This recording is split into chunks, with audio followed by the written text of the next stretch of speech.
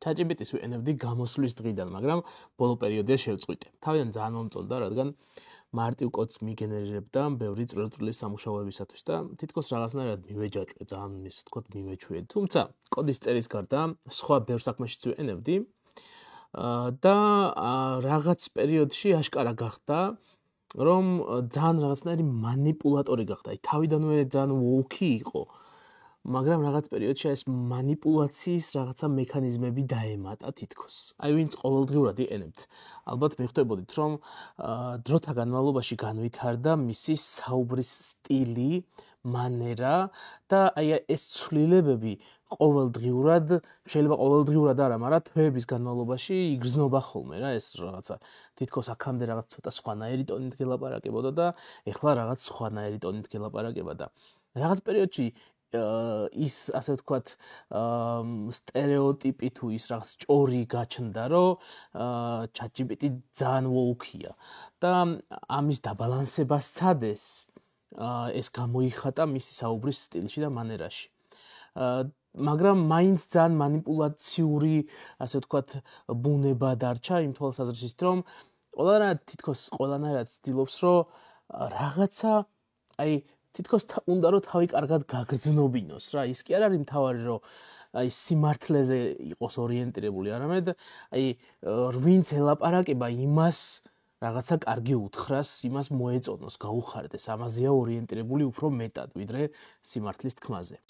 რაც სულ ისეთ შეგრძნებას მიტოვებს, რომ თითქოს ვიღაცამ რაღაცა დააძალა, აი ძალით აკეთებს რა და აი სხვა გზა არ დაუტოვა, თორე სხვანაირად მოიქცეოდა.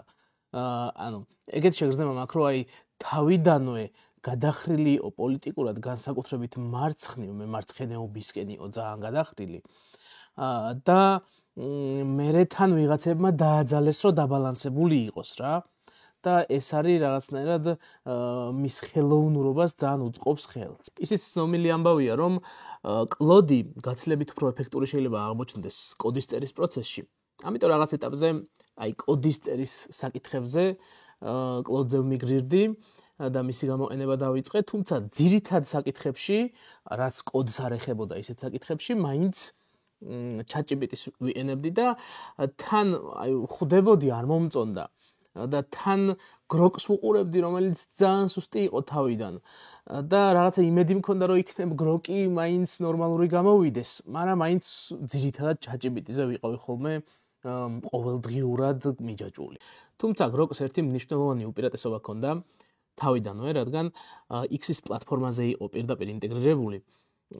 თავიდან ეგრევე არ იყო, მაგრამ ძალიან მალევე X-ის პლატფორმაზე ინტეგრირებული გახდა და შესაბამისად რაღაცა ნიუსების ანალიზი, სხვადასხვა საკითხებზე, სხვადასხვა ასე ვთქვათ წყაროების მოძიება, კონკრეტულ რაღაცა ტვიტზე რაღაც თუ ვერ გაიგია იმ ტვიტის ანალიზი და ასე შემდეგ ძალიან ეფექტური იარაღი იყო, ამიტომ აი მაგან გროკის მიმართ ასე ვთქვათ გამითბოგული და რაღაცნაირად მაგის გამო გროკის გამოყენებას უფრო მეტად მივეჩვიე.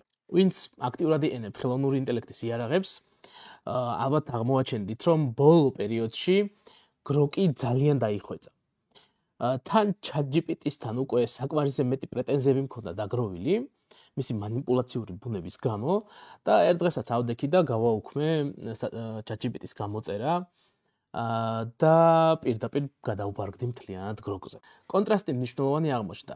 გროკს აშკარად ეტყობა, რომ შენზე манипуლირებას არ ცდილობს, გულრწფელობის რაღაც განსაკუთრებით უკეთეს სტანდარტსაც ავლენს, სიუხეშეც არ უჭირს, ChatGPT-ს მომთაფლავი რაღაც ნიაღვარისაგან განსხვავებით, პირდაპირ მწარე სიმართლეების თქმასაც დიდად არ ერიდება.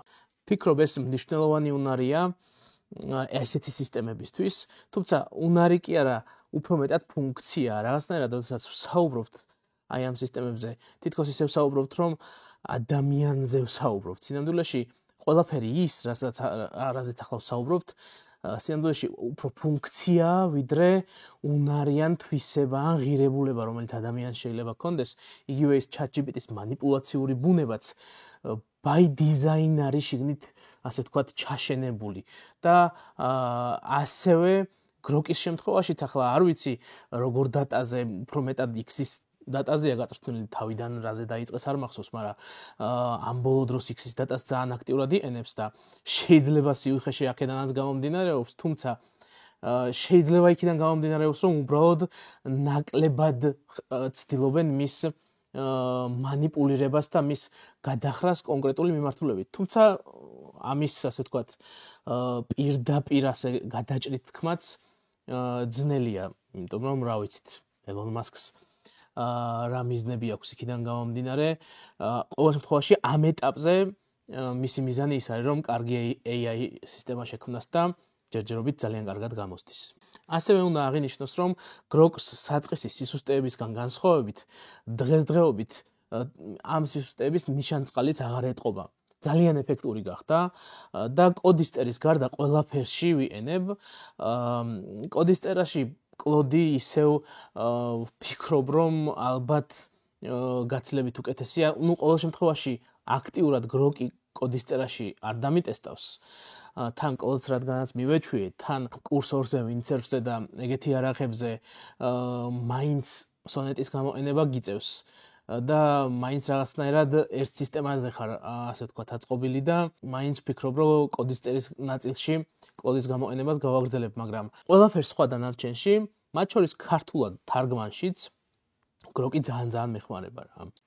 რადგან კურსორი და კოდის წერის სხვა იარაღებიც ვახსენეთ, აქვე ვიტყვი იმას, რომ დიდად მიჩვეული არ ვარ ეგეთი იარაღების გამოყენებას, უფრო მაინც მირჩევნია, რომ აი პრომპტი მივცე, კოდი მომცეს, მერე ამის ანალიზი გავაკეთო და ამ კოდის და მერე ამ კოდში ის ნაწილი ამოვიღო, რასაც ჩავთვლი, რომ ღირებულია, ან რაღაცა დავარედაქტირო, გადავაკეთო ისე, როგორც მე მინდა, მაგრამ სანამ ასე ბრმად გადმოვაკოპირებ, მანამდე მირჩევნია, რომ ზუსტად ვიცოდე რა ხდება კოდში და შემდეგ თუ გადმოვაკოპირებ, ის ზუსტად ვიცი, რომ აი ჩემ code base-ს რა შევმატე ამ გადმოკოპირების შედეგად, უბრალოდ ბრმად რაღაცა გადმოვიტანე, drag and drop-ით ეგ ასე ვთქვათ შეგრძნება არ მინდა რომ დამრჩეს და არ ვიცოდე, რომ რაღაც კონკრეტული ფუნქცია თუ დავაწერინე, ან კონკრეტული სნიპეტი თუ დავაწერინე, აი სნიპეტი რას მოიცავს შინაარსობრივად, ეს რო არ ვიცოდე, ეს რაღაცნაირად ძალიან მიჭირს. შეიძლება რაღაცა vibe coding-ის, ასე ვთქვათ, იმაში ვართ ახლა hype-ში და ძალიან ბევრი ადამიანი ინტერნეტში, YouTube-ზე რო ნახოთ, უამრავ ვიდეოს ნახავთ, რომ აი vibe coding-ი რა მაგარია და შეიძლება რაღაცა ძალიან თანამედროვე და არ ჟღერს ის, რასაც ვიძახი, მაგრამ მაინც ვფიქრობ, რომ კოდის წერა ძალიან სასიამოვნო პროცესია, ძალიან დამამშვიდებელი პროცესია. მე ყოველ შემთხვევაში ძალიან მომწონს შესაბამისად, აი ასეთ პროცესთან, ასე ვთქვათ, დამშვიდობება მე პირადად ამის სურვილიც არ მაქვს, მაგრამ თან vibe coding-ი ახლა რომ იგეთი ეფექტური არ არის, როგორადაც ხატავენ, ყველას კარგად გვესმის. შესაბამისად, ძალიან მნიშვნელოვანია, რომ ის კოდი, რომელსაც აგენერირებინებ, შენს გესმოდეს. მარტო იმიტომ კი არ დააგენერირებინო, რომ რაღაცა უბრალოდ რაღაც შეგისრულოს. მთავარი მუღამი ამ გენერაციის, ჩემი აზრით უნდა იყოს, რომ რეალურად შენ დრო დაგიზოგოს გენერაციის, ან კონკრეტულად აი კოდის აკრეფის პროცესში, მაგრამ წაკითხვა, გაანალიზება და კონკრეტულად ზუსტად იმ ნაწილის ამოღება, რომელიც შენ გჭირდება და რაღაცა იმ შეცდომების, ასე ვთქვათ, აღმოჩენა, რომელიც შეიძლება დაუშვას და ყველამ კარგად ვიცით, რომ უშვებს, ძალიან მნიშვნელოვანია და ეგ უფრო გაცილებით ეფექტურ პროგრამისტად გაქცევს, ვიდრე პირდაპირ ბრმად copy paste და იმაზე ფიქრი, რომ ეხლა ნახე რა მაგარი იარაღი მაქვს, ეხლა vibe coding-ებ და აი რაღაცა ძალიან მაგარ შედეგზე გავალ და რაღაცა Y კომბინატორის ერთ-ერთი სტარტაპის ფაუნდერი ვიქნები, რომელიც რაღაცა 99% კოდს იმით წერს, რა ქვია, vibe coding-ით და საერთოდ კოდში არ იხედება. ნუ ეს ჩემი აზრით ეს ამ ეტაპზე ყოველ შემთხვევაში ძალიან სულეგურად ჟღერს. ბოლოს ისევ ChatGPT-ს მინდა შევეხო, რადგან 4O მოდელის განახლებას სკანდალები მოყვა იმ თვალსაზრისით, რომ მისი მანიპულაციური, ასე ვთქვათ, ფუნქცია გაცილებით გაზრდილია. ამბობენ, რომ რაღაც ისეთი გააკეთესო, ისე დაატუნინგესო, მოკლედ, რომ რაც შეიძლება მეტად მიგაჯაჭოს მასზე. სპეციალურად ცდილობს შენს манипуляციას ისე, რომ რაღაცა ძალიან დაუმეგობრდე, სულ კარგ რაღაცებს გეუბნება, კარგად გაგრძნობინებს თავს. მისი მთავარი მიზანი გახდა ის, რომ რაღაცნაირად შენ კარგი შეგრძნებები გაგიჩინოს საკუთარ თავზე. და აი ამ ნაწილში, მოკლედ როგორც ჩანს, ძალიან განავითარეს. თუმცა იმდენად განავითარეს, რომ სემ ალტმანი თავის X აკაუნტზეც პოსტავს ეს დღეებია, რომ რაღაცა მე მგონი მეტი მოვიდათ და ძალიან საინტერესო პროცესიაო, ესეო შემთხვევით მოგვივიდაო, ეხლა რას გაიგებ, მაგათ შემთხვევით მოვიდათ თუ არა, მაგრამ ბიზნესურად რა თქმა უნდა, სუფთა ბიზნესურად რო შევხედოთ, ეხლა განსაკუთრებით მოკლევადიან პერიოდში, ადამიანი რომ მიიჯაჭო და მუდამ გიხდიდეს ფულს ასეთი სისტემის გამოყენების ხარჯზე, რა თქმა უნდა, სწორია ბიზნესურად, მაგრამ ეგეც საკითხავია, რამდენად სწორია გრძელვადიან პერსპექტივაში, არც ისე. თუმცა ესეთი რაღაც რო წარმოვიდგინოთ, რომ ეს LLM-ები რეალურად როგორც ფსიქოლოგიური манипуляციის იარაღები თუ აღმოჩნდა და ამის დიდი შანსი არსებობს. წარმოიდგინეთ პოლიტიკოსები, დამშეული, ძალაუფლებაზე დამშეული პოლიტიკოსები, რომლებსაც შეიძლება ჩაუვარდეთ ასეთ LLM-ებზე გავლენის შესაძლებლობა ხელში. აი წარმოიდგინეთ რამდენად საშიში, რამდენად შემზარავი იარაღი შეიძლება იყოს, რომ ისეთი რაღაც სისტემა გაქვს, რომელსაც მილიონობით ადამიანი იყენებს და მასში манипуляციური თვისებები იმდენად განვითარებულია, რომ შეუძლია შენი, ასე ვთქვათ, წარმოდგენები შეცვალოს, მაგრამ არა უბრალოდ წარმოდგენები, შეუძლია ისეთი манипуляცია გაგიკეთოს, რომ თითქოს შენ რაღაცნაირად გეგონოს, რომ რაღაცა შენი ნების გამოხატულებაა, მაგრამ სინამდვილეში შენი ნებას კი არ გამოხატავ, არამედ მისი манипуляციის შედეგად თითქოს დაზომბირებულად იქცევი. წარმოიდგინე, რომ სულ აი პოლიტიკურ ნაწილში რომ გადავიყვანოთ, არჩევნებსაც აზრი ეკარგება, ყველაფერს აზრი ეკარგება, ეგეთ სიტუაციაში და ამის ძალიან კარგი მაგალითი არის საქართველოში ჩატარებული არჩევნები, როდესაც აი манипуляციის, პროპაგანდის, სხვადასხვა ხრიკების შედეგად რეალურად ადამიანებს გონიათ, რომ თვითონ მიიღეს გადაწყვეტილება და სინამდვილეში თვითონ კი არ მიიღეს გადაწყვეტილება რაღაც ორივე მხარესთან, აი ოპოზიციურ მხარესაც და იქით მხარესაც და სინამდვილეში ორივე მხარე პროპაგანდის მსხვერპლია და რაღაცნაირი გაუაზრებელი ქცევაა მათი, ასე ვთქვათ, ხმის მიცემის პროცესი იმ თვალსაზრისით, რომ ამ ხმის მიცემის უკან თვითონ რატომ გაუჩნდათ ის ნება, რომ ისე მოქცეულიყვნენ, როგორც მოიქცნენ, მხოლოდ ზედაპირულ მიზეზებს ხედავენ და არა სიღრმისეულ მიზეზებს.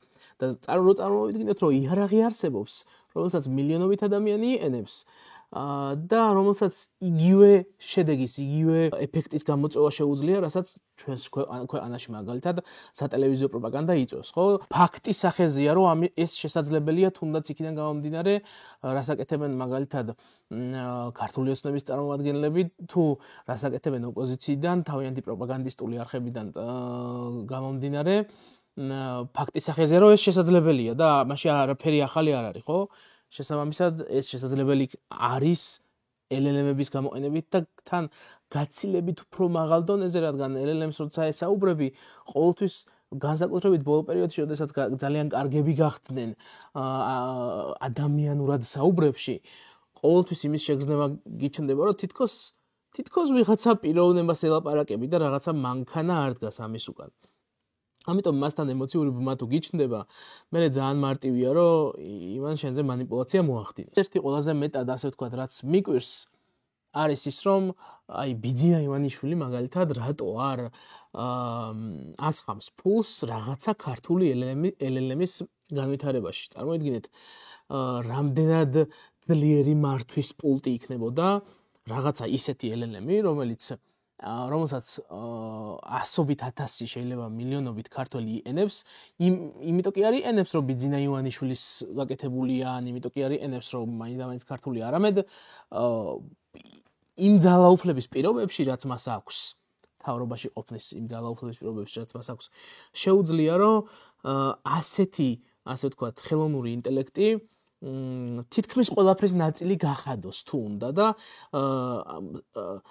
აი განსაკუთრებით იმ ნაწილში სახელმწიფოსთან ურთიერთობა რაც გიწევს სხვადასხვა სერვისები იქნება თუ რაღაცა ნებისმიერ ასეთ მთავრობას შეუძლია რომ ფაქტობრივად დააძალოს მოქალაქეებს ასეთი ხელოვნური ინტელექტის გამოყენება სხვა შემთხვევაში ვერ მიიღებ რაღაც კონკრეტულ სერვისებს და არა მხოლოდ სახელმწიფო სერვისებს, არამედ ბიზნესშიც და ბევრგან შეიძლება ამის ჩართვა და აი მე რომ ისეთი დიქტატორი ვიყო, როგორც ბიძინა ივანიშვილია და მე რომ აი ჩემი ძალაუფლების მაქსიმალურ ჩაბეტონებაზე ვფიქრობდე, ხო? რავი, მაშინ LLM-ის გამოყენება ერთ-ერთი მნიშვნელოვანი გზა იქნებოდა იმისა, რომ ეგ გამომივიდეს. თუმცა, ხო, არ ვიცი, არ მინდა რომ ვიღაცებს იდეები მივაწოდო, მაგრამ რა თქმა უნდა, კარგია, რომ ეს არ ხდება და იმედია ვთ ესმე ღირსებით მოკლედ თავისუფალ საზოგადოებაში მცხოვრებას, მაგრამ აი ეს რაღაცნაირი თითქოს დისტოპიური მომავალი, რომელიც შეიძლებოდა და მდგარიყო, ამის დადგომის შანსები ყოველ შემთხვევაში გლობალურ დონეზე უკვე ახკარად ჩანს და ძალიან დიდი სიფრთხილე გუმართებს მე მგონი. ხო, ნუ ჯემინიზე არ მისაუბრია, ჯემინის ხსენებაც არ მინდა, როგორც აი შავკანიანი ფიფქიას გაგონება არ გინდა, ისე ჯემინის გაგონებაც არ მინდა, იმიტომ რომ რაღაცნაირად ძალიან ამიცრუდა გული და კი ამბობენ რომ ამ ბოლო დროს კოდის წერის ნაწილში ძალიან ეფექტურია, მაგრამ დიდად რაიმე ღირებულებას ეხლა ჩემთვის ვერ ვხედავ, რომ ჯემინი გავტესტო. ხო, იდეაში ეგ არის რაც მინდოდა. მე თქვა, ჩათვალეთ რაღაცა პოლიტიკურად ანგაჟირებული პროგრამისტის ფიქრები გაგიზიარეთ. დროებით.